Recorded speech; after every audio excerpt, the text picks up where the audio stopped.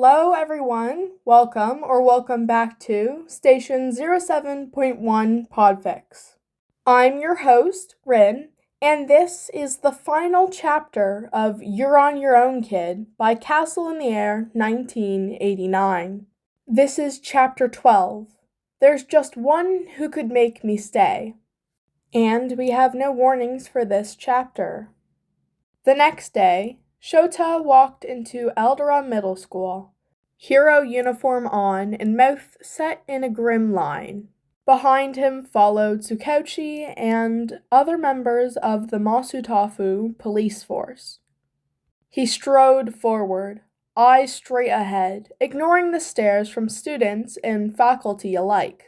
He barked instructions for the officers to check the offices and classrooms, Ch12 assuring him they'd take care of it. Leaving the others behind him, he stalked into the teacher's lounge, scanning the room for the person he was looking for. Laying eyes on Okumura, Ch12 surged forward, grabbing his arm and roughly twisting his arms behind his back. Okumura Katashi, you are under arrest for assault, battery, and child abuse. Shock flashed through Okumura's eyes. What's going on? He stammered. You can't do this. A thin thread of fear had worked its way into the man's voice, and Ch12 realized he probably wasn't used to being the one in a position of perilousness. Ch12 cuffed him, taking pleasure when the man winced when he tightened them. That's for what you did to Midoriya. Who are you? Okumura demanded. You don't have the authority to do this. I assure you that I do. Ch12's voice was icy. I'm a hero, and I've been investigating you for a while. Okumura paled. I always knew there was something wrong with you. You were always hanging around that little brat. Enough. Ch12 ignored the rest of Okumura's protests and dragged him out of the teacher's lounge, handing him off to one of the officers in the hallway, glad to be rid of him. He turned around and came face to face with Midoriya, who was staring wide-eyed at him. Azawa-sensei? What's going on? Midoriya glanced around at the chaos of police officers and teachers. Taking in Ch12's appearance, his brow furrowed when he noticed his capture scarf, utility belt, and goggles. His mouth dropped open, and he blinked in surprise. Wait, you're Eraserhead? He gasped. How'd you recognize me? He raised an eyebrow in Midoriya's direction.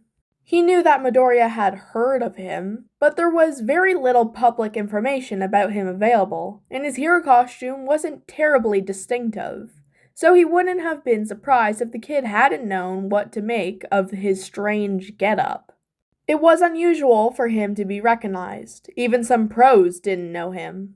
They usually had to inspect his license for a good while before they believed he was a legitimate hero and not some poorly dressed vigilante. It was difficult at first. I hadn't been able to find much information about you since you're an underground hero.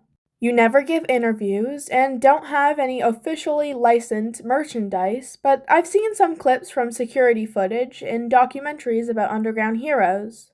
I had no idea you were a hero until now, but you're even wearing your hero uniform and everything. I knew you had to be Eraserhead because I recognized your equipment. Your goggles are really distinctive, and your scarf is so cool. I've always wondered how you make it float like that. That's impressive, kid. I've made sure not a lot of information about me gets out there. The corner of his lip tilted up in what might have been a smile. A surge of pride welled up in his chest at his kid's intelligence. It must have taken a lot of determination to dig up that much information on his hero persona. Midoriya's eyes widened. You told me I could be a hero. You offered to train me, he realized. Eraserhead offered to train me, he mumbled to himself. I did say that, he acknowledged. Midoriya grinned at him, his whole face lighting up. I always thought you were so cool, he exclaimed, bouncing in place. I was so excited when I found out there was a hero who fought mostly quirkless. I always thought I needed to have a quirk to be a good hero, but then I found out about you. You always take down the villains, even if they have a mutant quirk which you can't erase. You're awesome! Thanks, kid. Ch12 huffed a quiet laugh. His excitement was infectious. But what are you doing here? Confusion clouded his eyes as he stared up at Ch12. You're a hero. Why are you teaching at Eldora? I'll explain it to you, but not here. Ch12 glanced around at the police officers who were still arresting teachers and taking statements, surrounded by gawking students. Why don't we go back to my office so we can talk? Okay, he nodded and trailed after him. His reaction was so different from the other time Ch12 had asked him to come to his office. He had no fear at the suggestion this time, following behind eagerly. Ch12 appreciated the trust that Midoriya gave him and hoped what he was about to tell him wouldn't damage it in any way. Ch12 had deceived him, although he had a good reason for it, and didn't regret his actions. He knew Midoriya might not see it as objectively. Ch12 would hardly blame the kid if he felt hurt, since he'd been let down by so many people before. Once in Ch12's office, Midoriya sat in the chair across from the desk, and Ch12 dragged his chair around to the other side of the desk to face him. Settling into it, he looked at Midoriya. He sat there, waiting expectantly, his backpack situated by his feet and his hands resting in his lap. His shoulders were relaxed, with no sign of tension or fear anywhere. Rather, he had a look of bright anticipation dancing in his eyes. He stared at Ch12, clearly fascinated by his hero uniform, his eyes darting from his scarf to his goggles. He was practically bouncing in his seat from excitement. Ch12 knew he liked heroes, but he hadn't been prepared to have the full force of Midoriya's admiration directed toward him. I suppose you're wondering what's going on? He began, Midoriya nodding in affirmation. I've been working undercover at your school for the past few weeks. Here? Why? His eyebrows knitted together. Sorry, you probably can't answer that. It's okay. I'll tell you what I can. He crossed his arms and settled back in his chair. UA's principal heard rumors about what things were like here, and thought it was prudent to investigate. He sent me because I'm the only underground hero in UA's staff, and therefore less likely to be recognized, he explained, carefully leaving out the part about Midoriya's mother being the one to alert them that the school needed investigating. You work for UA? Izuku leaned forward, his eyes lighting up. I do, Ch12 affirmed. In addition to my hero work, I've been teaching at UA for the past few years. That's amazing! I can't believe it. UA is the school I wanted to go to. I applied, but everyone thought it was silly for someone like me to think they could get in. His face fell. It's probably never going to happen anyway. My record is so bad, and my grades aren't great either.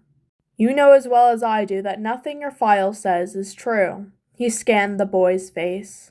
The elation from earlier had melted into a sad sort of resignment.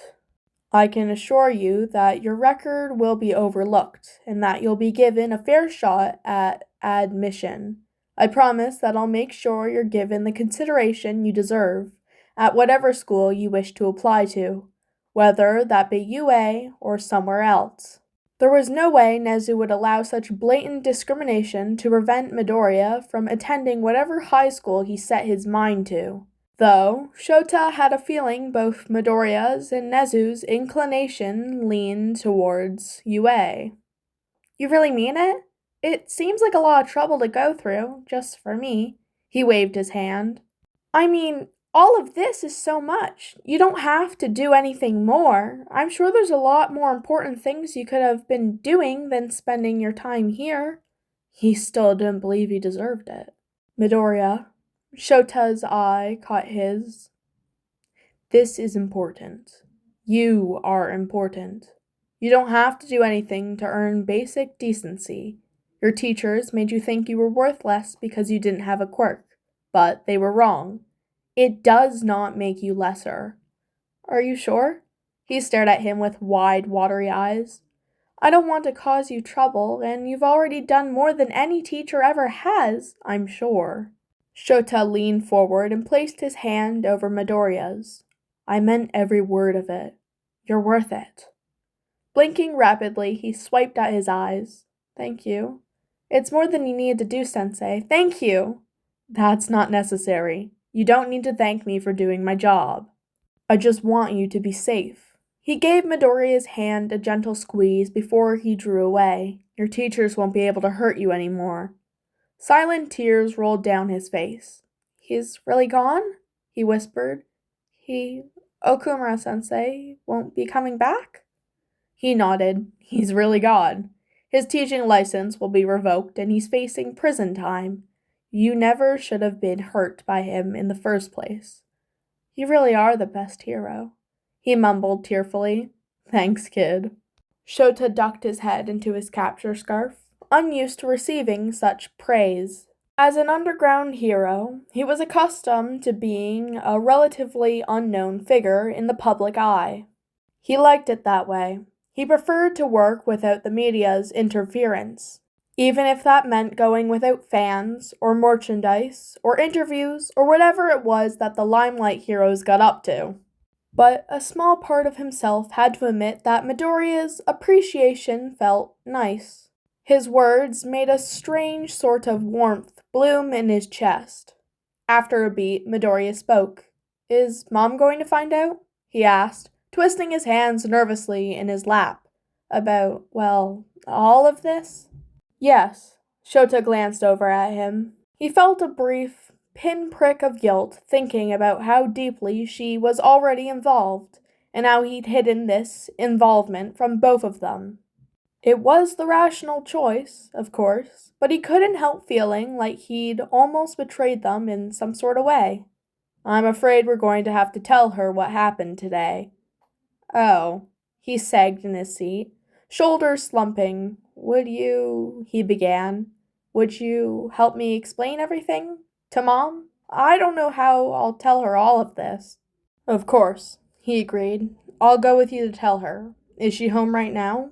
Yes, she doesn't work until this evening. Midoriya's dejection was evident, especially compared to his earlier excitement. Ch12 couldn't help but want to encourage him.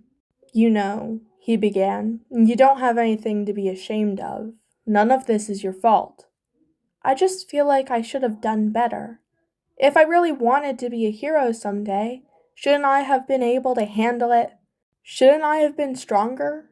I feel so weak. He sighed, shoulders drooping at the admission. Your teachers took advantage of their positions and used them to hurt you. He leveled his even gaze on him. You're not weak. You just haven't been taught the best way to defend yourself yet. Strength and experience are different things. If you put in the effort, you'll be able to pass UA's entrance exam with no problem. I wouldn't have offered to train you if you had no potential. Wait, I thought you just wanted to teach me self-defense. He straightened, eyes meeting Ch12's, forehead creased with a mix of hope and confusion. I didn't realize that when you said you train me, you meant train me as in... He broke off the sentence, as if afraid that if he finished the thought, Ch12 might deny what he was clearly hoping for, as if Ch12 wouldn't do anything to help prepare him to be a hero. You do want to be a hero, right? When Midoriya nodded, Ch12 continued. It would only be logical to prepare you. You want to train me to be a hero? He recited numbly, a ghost of a smile tugging at his lips. So long as you're willing. It won't be easy, but if you put your mind to it, you can learn. Midoriya could do it. From what he'd seen of the kid, he would be a very enthusiastic pupil. Midoriya smiled for real this time, a spark of determination glinting in his green eyes. I'm willing. I want to learn to become a hero like you. Ch12 grinned back at him. His student was going to do just fine. Ozawa-sensei was Eraserhead. Eraserhead? His teacher was the coolest underground hero Izuku knew of. Most heroes use their quirks to fight. Best Jeanist, Ryukyu, Midnight, Ingenium, and even All Might use their quirks extensively in battle. He admired them, idolized them, and wanted to be just like them. But when he'd been diagnosed as quirkless, it felt like sometimes his dream was impossible. Until one day he'd seen a clip online about Eraserhead's debut. He'd never known that there were heroes who fought quirkless before. For the first time since the doctor had broken the news to him and his mom, he felt hope. Maybe he really could be a hero. From that point on, he became a devoted Eraserhead fan. With renewed determination, he resumed obsessively studying heroes, picking apart fights and analyzing the quirks and fighting styles of the heroes and villains, determined to one day call himself a hero, too. He snuck a glance at Eraserhead, Ozawa-sensei, as he drove Izuku home. He felt awed by the fact that an actual hero sat in the car next to him, and now Eraserhead wanted to train him to be a hero. Even now that he was going back to regular hero work, he still wanted to make time to help him. Back to hero work. Wait, the case was over. Over! He stared at Sensei as a thought occurred to him. "You're leaving," he stated. Ozawa-sensei hesitated before answering, keeping his eyes firmly on the road. "Yes," he said finally. "Oh." Izuku dragged his teeth along his lower lip. What would he do without him? Teachers didn't like him. Even if they didn't hurt him, they ignored the people who did. Ozawa-sensei never made him feel unsafe or afraid. He opened his mouth, ready to voice his fears, but stopped and closed it. He couldn't ask him to stay. Couldn't worry him when he had already done so much. "Midoriya," he began, "just because I won't be your teacher anymore doesn't mean I won't be there for you if you need me. If anything is ever wrong, call me. I'll answer. You can tell me if someone hurts you, or someone else, or even if they make you feel uncomfortable." Izuku knit his hands together in his lap. What about the new teachers? What if they still don't like me? I'll be helping pick out your future teachers. I won't let anything like this happen again, okay? Okay, he nodded as he stared out the car window, watching the world pass by. The worry still lingered, but his assurance at least partially satisfied him. Ozawa-sensei could be trusted to pick out decent teachers. They wouldn't be him, of course, but they would be better than before. Almost anything would be better than the way things were before Ozawa-sensei came to Eldora. What a familiar feeling, having Sensei drive him home. Embarrassed, he had to admit to himself that he'd miss this, just a little. It was nice having someone other than Mom show an interest in him. A foreign feeling, but nice. He couldn't help but wonder if this is what it would have been like if his dad had stayed around. They pulled up to his apartment complex, and Izuku shook his head, dispersing these strange thoughts. "Izuku, honey, is that you?" Inko called from further in the apartment. "What are you doing home from school so early?" She walked out of the kitchen, drying her hands with a towel. Her eyes landed on Ozawa, and the towel fluttered from her grasp. She used her quirk to pull it back into her hand, concern creasing her forehead. "What's going on? Is everything all right?" "Midoriya-san," Ozawa began. "Inko," she insisted, smile faltering slightly as worry slipped in. "Inko," he bowed his head slightly. "Do you have a moment to talk?" "Absolutely, please have a seat." She smiled warmly at him and took a seat on the sofa, motioning for Izuku to sit beside her. Sensei sat in the chair nearest him, and Izuku found himself grateful to have him nearby. His presence helped to quell the anxiety rising up in him. "I'm the pro-hero Razorhead. I'd like to apologize for the deception, though it was necessary at the time." He bowed his head apologetically. Izuku watched as his mom's smile dropped from her face, giving way to concern. They explain what happened over the past few weeks, Izuku allowing Sensei to do most of the talking. As Izawa-sensei described how he was treated at the school, cataloging the bullying, discrimination, and abuse he experienced, he slumped in his seat, cheeks heating. This was worse than when he had to admit he'd had a run-in with some bullies that led him to getting locked out. Izuku, Mom rested a hand on his knee. I'm sorry you had to go through that. I knew things were bad these past few months, but... Her voice broke, and she clapped a hand over her mouth. She took a deep breath, composing herself. I'm afraid I have a confession of my own to make. I was the one who reported your school. I'm sorry I never told you. I know you didn't want me to do anything, but I couldn't stand the way they talked about you. The tears welling in her eyes pricked at his conscience. No, he protested. Mom shouldn't feel guilty. He was the one who concealed this from her in the first place. I know you were just trying to help. That's why Eraserhead investigated in the first place. It's my fault for trying to hide it.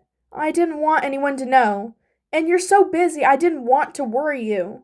He felt moisture gathering in his own eyes, but willed them away, blinking rapidly. Honey, it's my job to take care of you, she insisted. It's not your responsibility to make sure I don't worry. Your mother is right. You have nothing to blame yourself for. Ozawa-sensei crossed his arms as he glanced at Izuku. But, no, it's not your fault. Sensei's voice was firm, certain in his assurance. Mom moved her hand to rub gentle circles on his back, and he felt something in him break at the comforting gesture. I thought, he stuttered, throat threatening to close up. I thought if I'd done something different, or if I had just been better, they would have left me alone. Oh, honey, I'm sorry you felt like you had to deal with this yourself, she apologized. It's not your fault they acted the way they did. You don't have to manage this alone anymore. Your mom's right.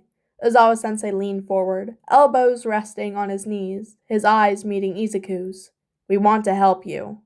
Izuku covered his mouth to muffle a sob, the tears he'd held at bay escaping, running down his cheeks as Mom's and Sensei's words sank in. It's not your fault. Maybe he could finally believe it. Again, Ozawa-sensei said. Izuku pushed himself off the training mat, a grin displayed across his face. In the 3 months they'd been training, Izuku had never been able to best his teacher. But that didn't stop him from trying. He slipped into a fighting stance. I'm ready! Watch your form this time, he reminded him. Izuku nodded, correcting his stance. Yes, Sensei! How have your classes been? Has everything been all right with your new teachers? Ozawa-sensei asked. They resumed sparring, and Izuku dodged Ozawa-sensei's hand. He didn't want to end up flat on his back right away. When Sensei had first started teaching him, Izuku could barely last a minute in combat training. He'd like to think he'd improved since then. Everything's been good, he assured him. My new teachers are so much nicer. My grades have gone up too. Glad to hear it. Izuku tried to kick Ozawa-sensei, but he dodged, and while Izuku was off balance, he was knocked off his feet. Again. He groaned, taking a moment to catch his breath before pushing himself up into a sitting position. I really thought I had it this time. Ozawa-sensei held out a hand to help him up. You're doing better. You should be ready for the entrance exam when the time comes. You really think so? Izuku asked. I do, he nodded. Warmth bloomed in Izuku's chest. Ozawa-sensei believed in him. He was going to be a hero. And that is the end of this entire series. That has been 12 chapters of me reading to you people. I hope you have enjoyed, and I'm looking for another series to start. I wanted it to be a vigilante Izuku, kind of like Pied Piper. Yeah, I think that's what it's called, which was really cool, by the way. Totally listen to it or read it if you can. This was Station 07.1 Podfix.